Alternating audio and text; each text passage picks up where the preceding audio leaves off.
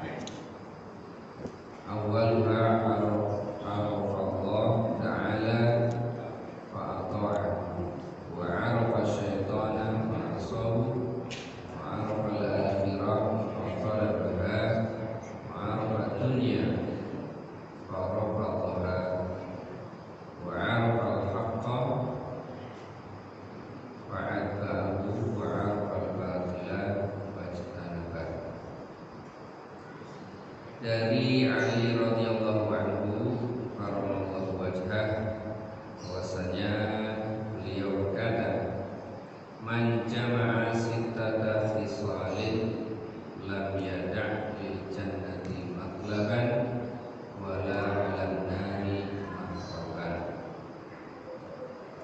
Siapa orang yang mengumpulkan 6 perkara,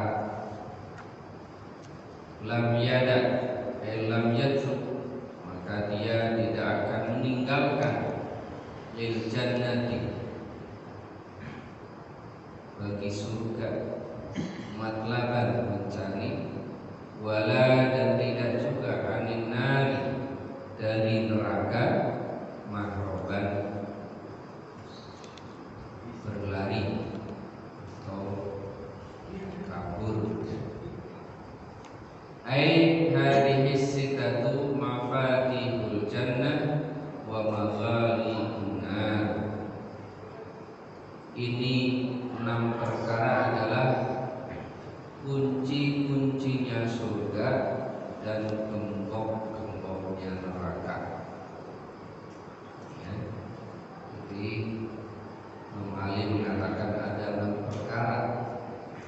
Kalau kita dapat mengumpulkan ke-6 perkara itu, maka kita tidak perlu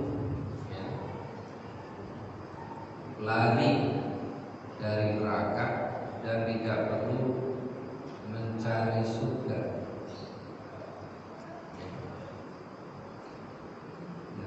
Artinya apa? tidak usah takut dari masuk neraka dan tidak usah takut masuk surga. Jangan takut tidak masuk surga. Nah, 6 hal ini adalah kunci-kuncinya surga sekaligus gembok-gemboknya neraka. Artinya kalau 6 hal ini bisa dilakukan, maka akan terbukalah pintu surga karena ada kuncinya, dan akan tergembok neraka. Tidak mungkin kita memasukinya. Apa 6 perkara tersebut?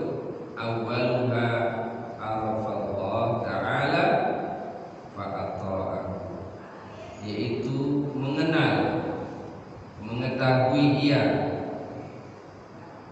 kepada Allah Subhanahu wa ta'ala, ai khaliquhu wa raziquhu wa muhyihi wa mumituhu, yaitu ia mengenal Allah, bahwasanya sesungguhnya Allah Subhanahu wa ta'ala itu adalah penciptanya, Allah lah yang memberi rizki kepadanya, Allah lah yang menghidupkannya, dan Allah pula yang mematikannya.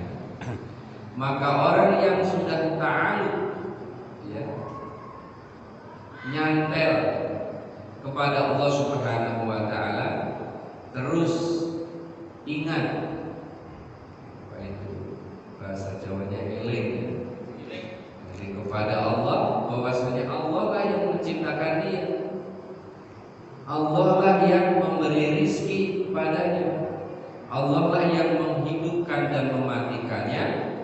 Fa'ata'ahu, kemudian dia mentaati Allah Subhanahu wa ta'ala, ayu fawafaqahu fi awamirihi, dia selalu bersesuaian dengan perintah-perintah Allah.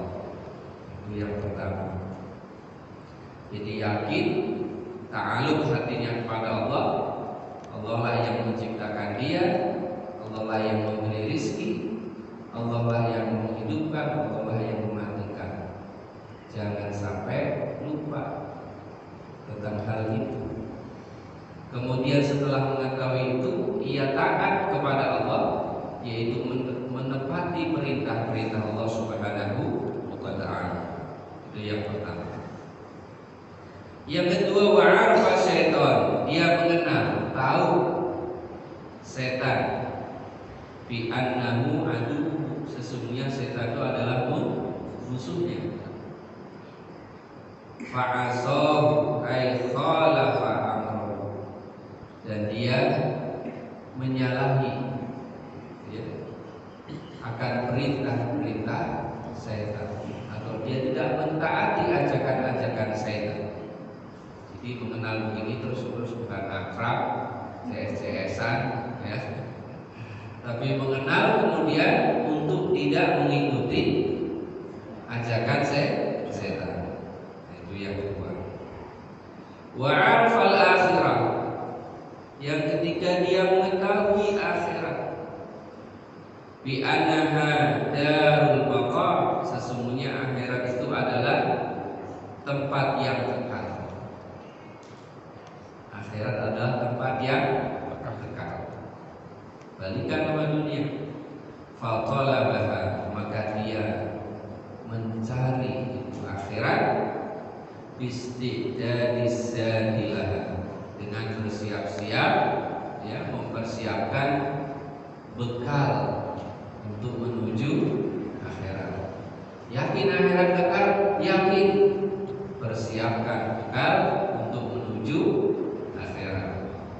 Yakin, tapi kamu beramal saleh, itu baru yakin sebatas di mulut saja, ya, belum sampai ke hati nurani. Yang selanjutnya, wa 'arafal haqqa, dan dia mengetahui, mengenal yang hak, ai aswab minal ahkam, yaitu yang benar daripada hukum-hukum. Fattaba'ah wa amilah, maka dia mengikuti hukum-hukum yang benar itu dan dia mengamalkan hukum-hukum yang benar. Oh, ini halal, jalankan. Ini haram, tidak boleh. Ini suka, jauhin. Ini perbuatan kecil dan munkar, jauhin. Ini yang baik, dia lakukan. Ini hukum yang benar, dia ikuti, dia kerjakan. Selanjutnya wa'afal batil, dia mengetahui kebatilan, ai ghairu sahih, yaitu suatu perbuatan yang tidak benar. Fajtana walam ya'mal, maka ia meninggalkan perbuatan kebatilan tersebut. Jadi tahu batil jangan dilakukan. Nah, 6 hal inilah yang membuat seorang memiliki kunci-kunci surga dan dia memiliki gembok-gembok neraka. Artinya tidak mungkin dia masuk neraka, milih neraka, pasti memilih surga. 6 hal inilah kata Imam Ali yang menjadikan seseorang gak usah cari-cari surga, gak usah takut-takut masuk neraka. 6 hal ini dilakukan secara otomatis, itu akan membuka pintu-pintu surga dan membuat pintu-pintu neraka tertutup. Jadi kalau ibarat bapak lewat, pas lewat nerakanya tertutup juga. Begitu lewat surga kebuka, udah tinggal masuk. Ngerinya kan kalau kebalik, giliran lewat neraka kebuka, seret pisang. Pas lewat neraka, lewat surga, kunci pada tutup, kuncinya kagak ada. 6 hal inilah menurut Imam Ali, seseorang apabila mampu mengumpulkan dalam dirinya, maka dia memiliki kunci-kunci surga. Wal maqalah as-sabi'ah, dan maqalah yang ke-7. Qala Ali karramallahu wajhahu, berkata Imam Ali karramallahu wajhahu, wa fi nusratin, dan pada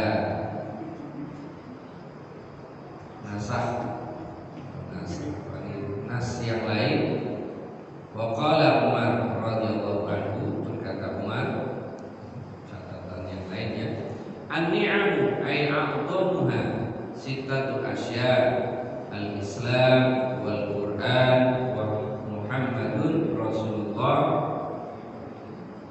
wal afiyah was sitru wal ghina 'anil nas. Kata Imam Ali,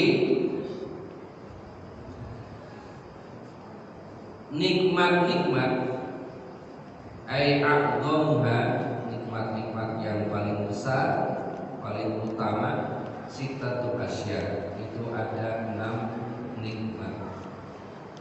Yang pertama adalah al-Islam, yaitu nikmat Islam. Coba Pak, ketika banyak orang-orang yang kafir, tidak beragama Islam, Bapak diberi nikmat Islam. Itu nikmat yang paling utama, yang paling besar. Nikmat ini kan ada yang sifatnya zahir, ada yang sifatnya batin. Ya. Kalau dalam kajian ilmu tauhid ada nikmatul ijad, ada nikmatul imdad. Nikmatul ijad itu wujud kita di dunia ini adalah nikmat. Kita wujud di dunia ini, rojol ada di dunia. Yang lebih kita syukuri lagi, ketika kita lahir ke dunia, kita dalam keadaan muslim, orang tua kita muslim, sehingga kita menjadi orang muslim. Nikmat ijab, wujudnya kita di dunia ini merupakan nikmat. Kita bisa lihat ciptaan Allah, Masya Allah, ya. Berbagai macam tumbuhan, tanaman, manusia,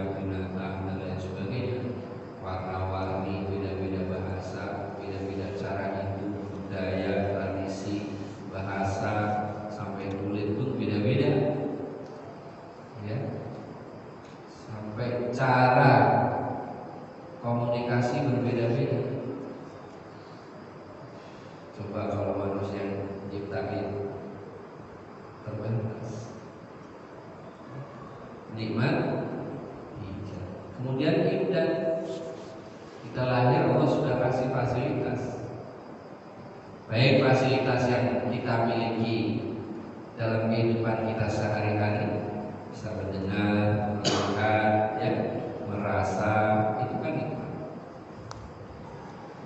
Melihat, mendengar, merasa, ya, meraba dan lain sebagainya, itu nikmat.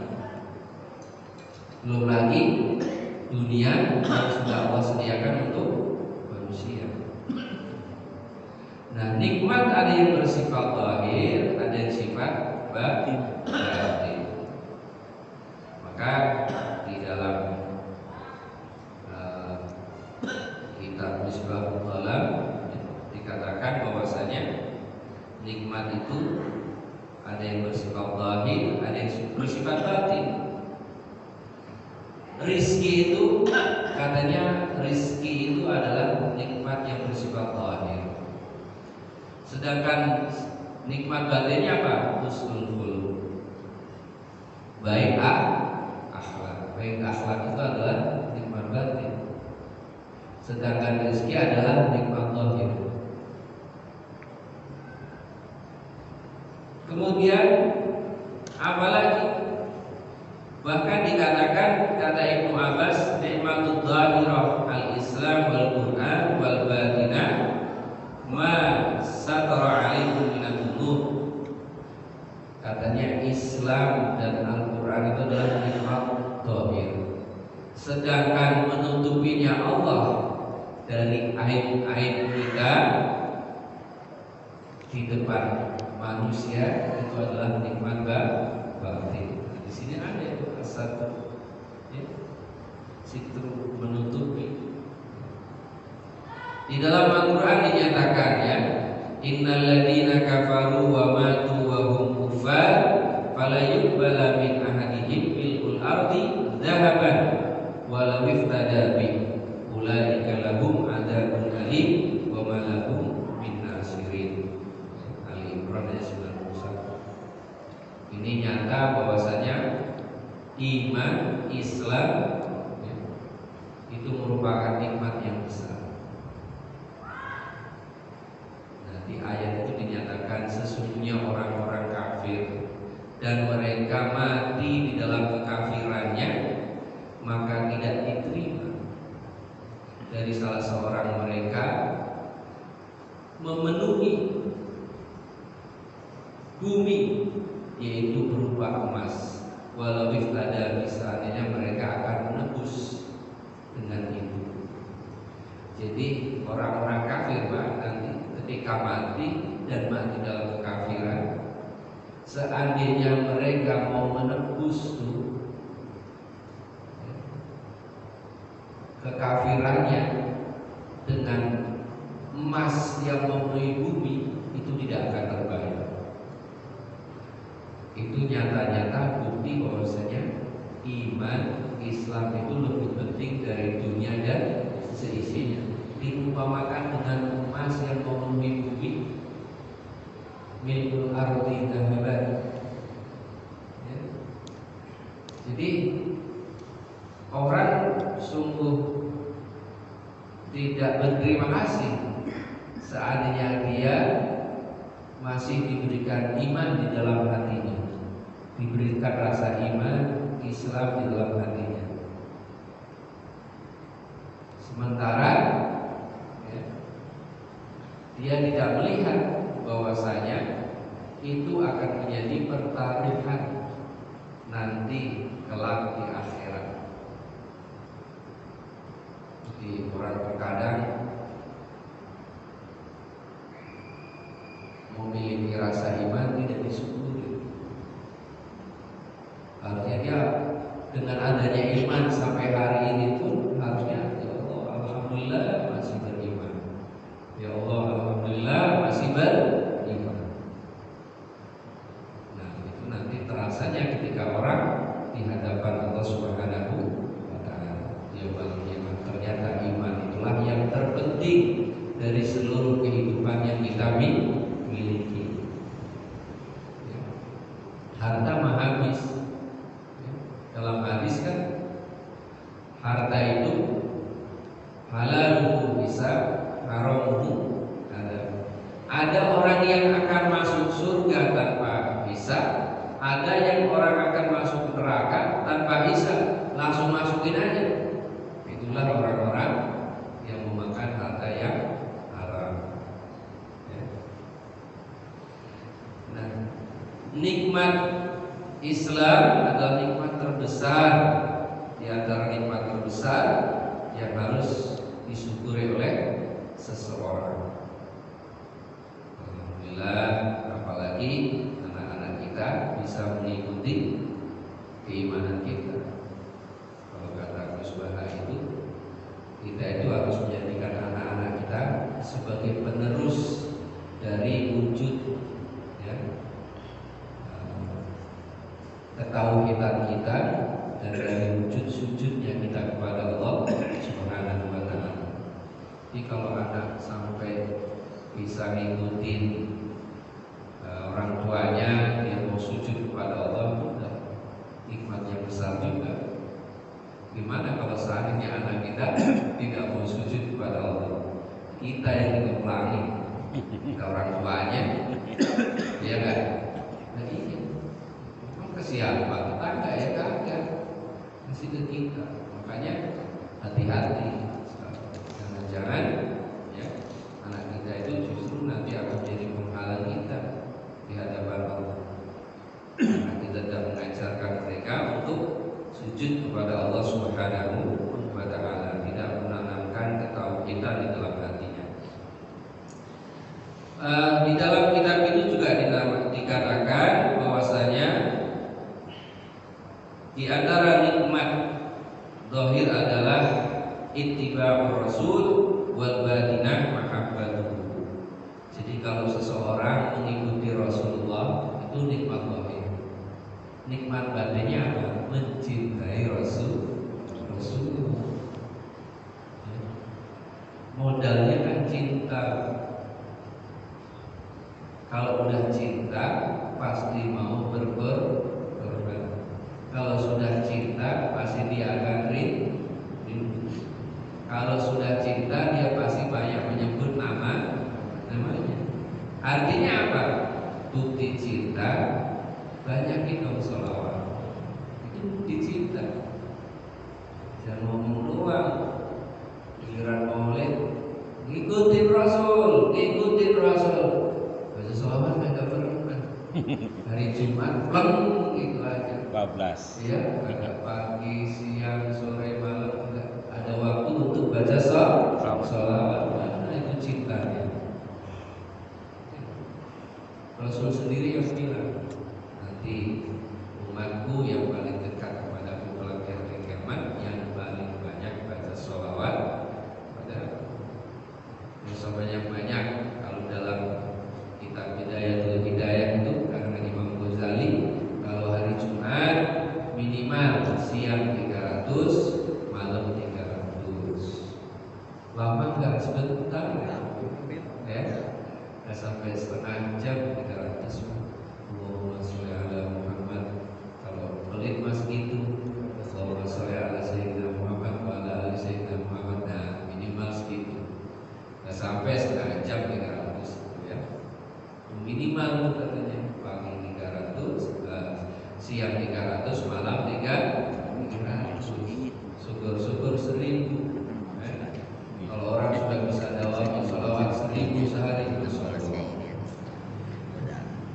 jadi bukti cinta kepada Rasul ya banyakin membaca sholawat ya kepada Rasulullah Sallallahu Alaihi Wasallam. Ada lagi nikmat zahir.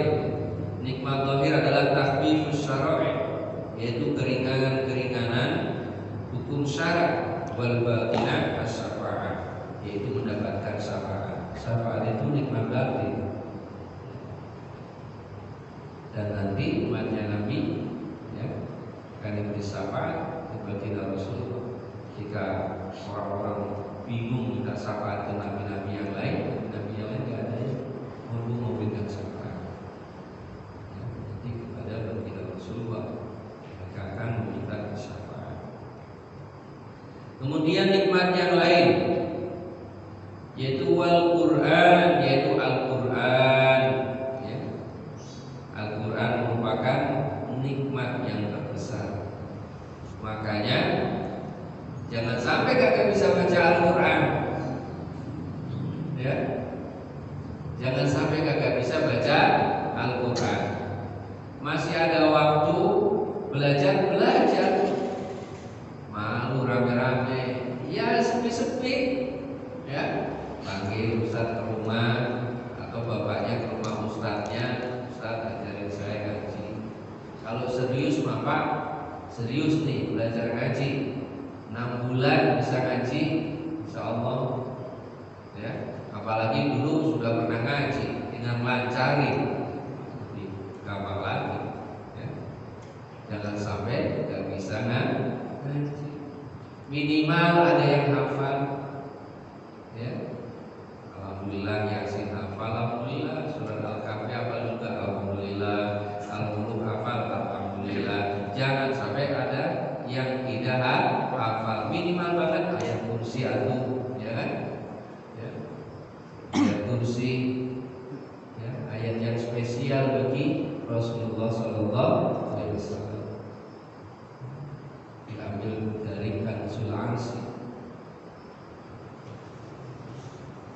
Ayat yang menjelaskan tentang zat Allah Subhanahu wa Ta'ala, ayat spesial, ya kan? Nah, ya minim-minim ya ayat kursi hafal, kulhu falak minas hafal. Jangan sampai dada kita tidak ada Al-Quran yang bersemayam di dada kita.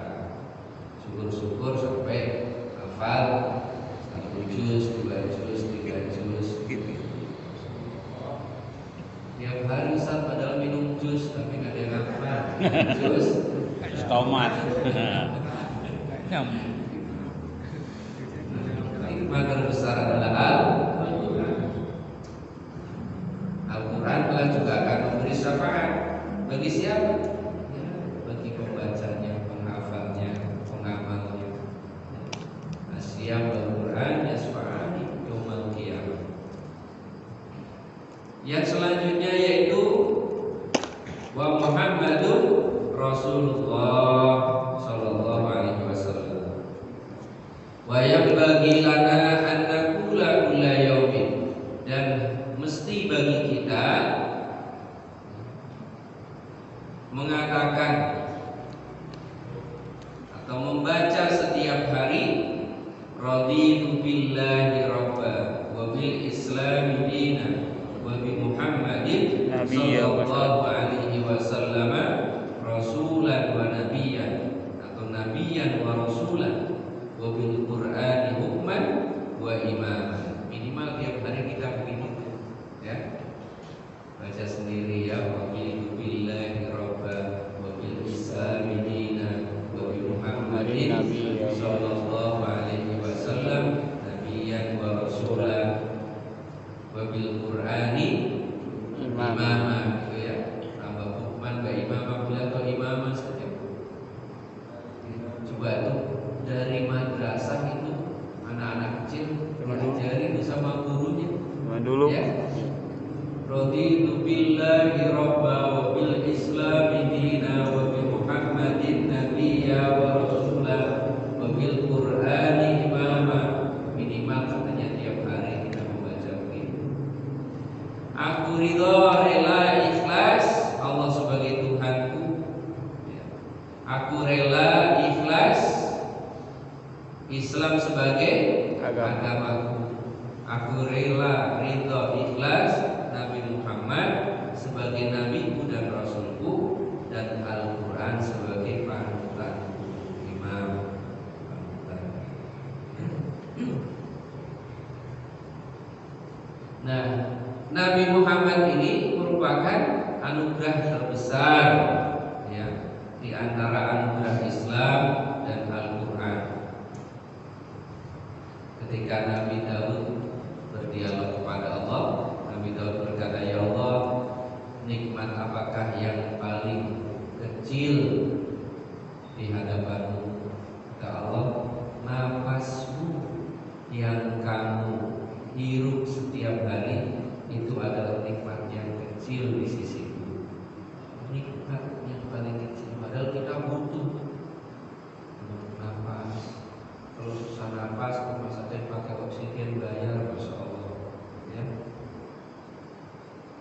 nikmat apakah yang paling besar di sisimu ya Allah?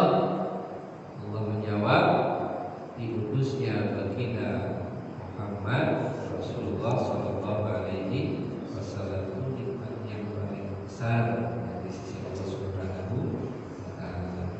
Bahkan di dalam hadis, laulaka lama khalaqtul aflaq. Jika bukan karena engkau ya Muhammad, aku tidak akan ciptakan aflaq. Itu alam. Makanya bersyukur kita bisa mencintai baginda Rasulullah, bersyukur bisa mengikuti. Kalau ngikutin 100% berapa jauh kayak kita nggak ada potongannya ya. 50% juga nggak ada potongannya. Cinta ya dan cinta ya. Jadi ada sahabat yang menjalin Rasulullah. Kalau dari Rasulullah, ya Rasul saya ingin bersamamu ya Rasul. Modalmu apa? Kalau kamu ingin bersamaku di surga, dia menjawab mencintaimu ya Rasul. Kata Rasul, ya orang akan dikumpulkan bersama orang yang dicintainya. Ya. Banyak sahabat itu, Masya Allah mencintai Rasulullah ya. Dan tentunya juga para keluarganya ya. Selanjutnya wal afiyah, yaitu selamat, difa'ul makarih, yaitu dia terbebas ya, terhindar dari hal-hal yang buruk. Jadi selamat ini kan nikmat yang besar, tapi banyak orang tidak sadar. Sampai-sampai ada moto damai itu indah. Damai itu kan selamat. Bagaimana kita mau khusyuk ibadah Pak kalau tidak selamat? Ya, selamat diri kita, jiwa kita, keluarga kita, lingkungan kita, dan juga secara lebih luas negara kita. Mana mungkin kita bisa khusyuk sholat kalau negara lagi perang? Orang-orang di sana pada mendamaikan, ya, mendambakan kayak Indonesia ini rumahnya mau budal, ya, agak pada nahan rakyatnya. Rakyat Indonesia ini kan masih hobinya sama yang hoak-hoak. Yang mau dipercaya. Masih banyak yang seneng yang hoak. Kurang selektif, kurang filter, ya. Ilmu juga. Ini bahaya.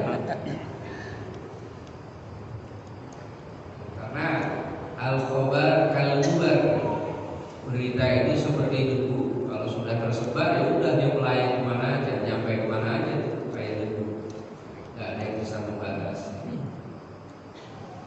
Kalau itu sebuah keburukan, Masya Allah urusannya kayak itu. Kalau itu sebuah kebaikan, pahalanya pun juga begitu. Makanya hati-hati ya. Man sanna sunnatan hasanatan falahu ajrun wa ajrun man amila biha.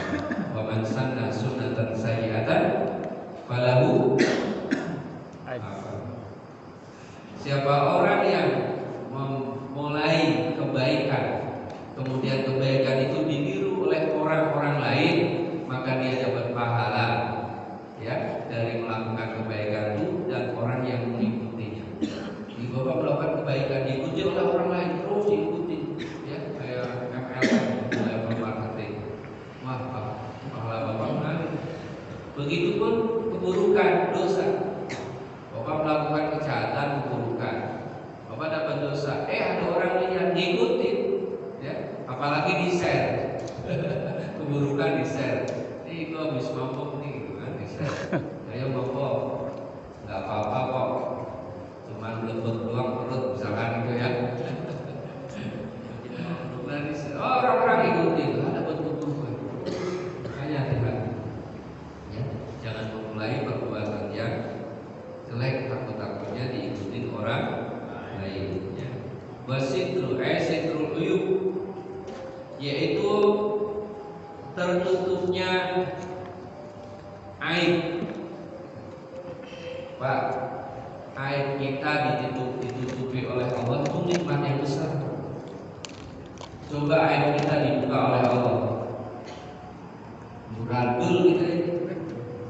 Ya, lihat aja tuh misalkan ada orang ya disegani, dieluk-elukan, sedikit aja aibnya dibuka oleh Allah, ambrol. Gak ada TV yang mau meliput lagi, gak ada orang yang mau dekat lagi. Alhamdulillah kita ditutupi aibnya oleh Allah. Jadi bisa jadi orang mulia bukan karena memang dia pantas mulia, bisa jadi karena Allah tutupi aibnya. Coba lihat ya berita orang mulia, tahu aibnya dibuka oleh Allah, ya. Malah dituntut hukuman seumur hidup. Kita bersyukur sekali ya, aib kita masih ditutupi oleh Allah Subhanahu wa taala. Maka wa man satara musliman satarahullahu yaumil qiyamah. Orang yang bisa menutupi aib orang lain, Allah akan tutupi aibnya di hari kiamat. Maka hari kiamat itu salah satu namanya yaumatublas sarair. Hari di mana diungkap semua yang rahasia-rahasia. Artinya di hari kiamat gak ada yang rahasia, semuanya dibuka. Aib si A, si B, si C, aib kita. Tapi ada yang ditutupi aibnya oleh Allah ketika orang itu pandai menutupi aib saudaranya. Susah kan? Itu susah. Dan kita harus berusaha. Masih belum bisa, usaha terus, insya Allah nanti bisa. Ya. Yang terakhir, wal ghina 'anil nas, dan merasa kaya ya dari manusia, fi umuri dunya, dalam urusan dunia. Artinya merasa cukup ya daripada manusia, tidak mau minta-minta, yang merasa cukup ya dari apa yang Allah berikan, ya dia qanaah dari apa yang Allah berikan dalam urusan dunia. Ya. Nah, ini nikmat besar. Susah kan Pak? Merasa kaya itu susah. Yang sering kita ini merasa miskin terus. Padahal apa aja ada, mobil ada, motor ada, bini ada, anak ada, beras ada, rumah ada, masih merasa miskin aja. Susah merasa cukup, merasa kaya, apalagi kona'ah susah. Yang ada merasa miskin. Kenapa? Karena kita melihatnya orang yang di atas kita dalam hal dunia. Coba lihat yang di bawah. Banyak yang lebih belakang dari kita. Kita di sini masih bisa duduk, dikasih air lagi, ya kan? Dapat ilmu. Banyak orang yang saat ini masih korek-korek tempat sampah, cari rezeki. Kita udah santai istilahnya. Jadi orang yang merasa kaya, merasa cukup ya, dari urusan dunia, maka itu merupakan nikmat yang besar. Karena mayoritas manusia itu merasa miskin atau kurang terus ya, dan merasa kaya. An Anasin an Nabiya sallallahu alaihi wasallam qala yaqulu rabbukum fil haditsil qudsi. Dari Anas bahwa Nabi bersabda, telah berfirman Tuhanmu di dalam hadis qudsi, ya ibna Adam tafarraq li ibadati amla qalbaka ghinan wa amla yadayka rizqan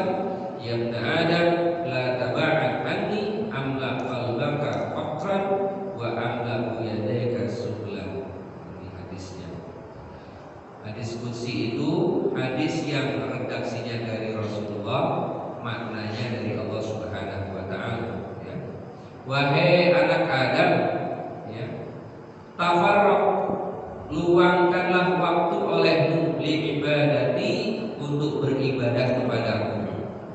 Jadi dalam 24 jam itu jangan diisi oleh nyari dunia terus, kesibukan dunia terus.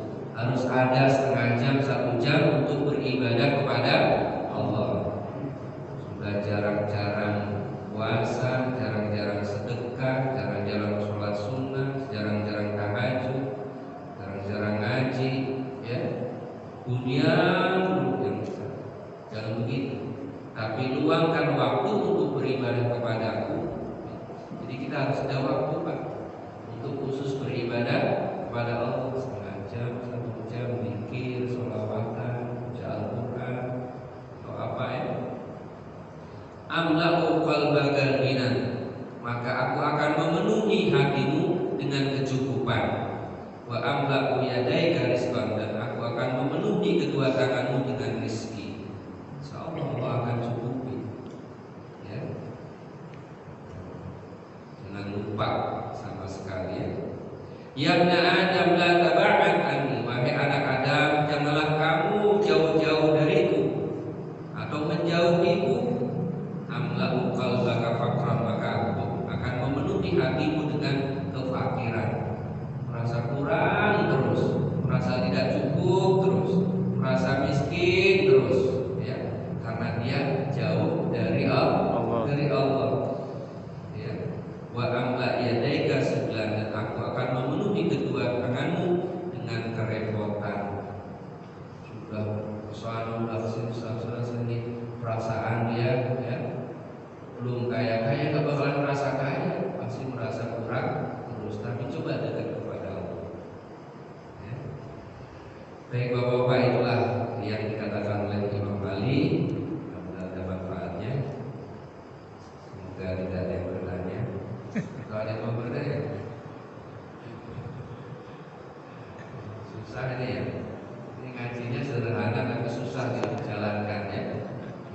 Tapi minimal kalau kita sudah tahu, ada rem sedikit, ada motivasi sedikit, ya. Rem untuk sesuatu yang tidak baik, ada motivasi untuk sesuatu yang baik. Kalau kita sudah tahu ini, karena al ilmu dalilul amal, ya. Ilmu itu adalah petunjuknya amal. Bagaimana orang mau beramal, nggak ada ilmunya, nggak ada petunjuknya, ya. Mau bikin nasi goreng, nggak ada petunjuknya, nggak ada ilmunya, sudah apa aja dimasukin di situ, ya kan? Masukin, ya, beras masukin, ya, daun pisang masukin, kerikil masukin, pisang goreng, kan nasi goreng, ya. Nggak ada petunjuknya. Baik, ada yang ditanyakan? Nggak ada. Alhamdulillah, ya. Mudah-mudahan ada manfaatnya, khususnya bagi saya, ya. Mungkin mudah-mudahan Allah senantiasa memberi petunjuk kepada kita. Amin. Ya, maaf segala kurang hilafan. Allahumma fiqil aqwamit thoriq. Assalamualaikum warahmatullahi wabarakatuh. Subhanakallahumma wa bihamdika asyhadu an la ilaha illa anta astaghfiruka wa atubu ilaik.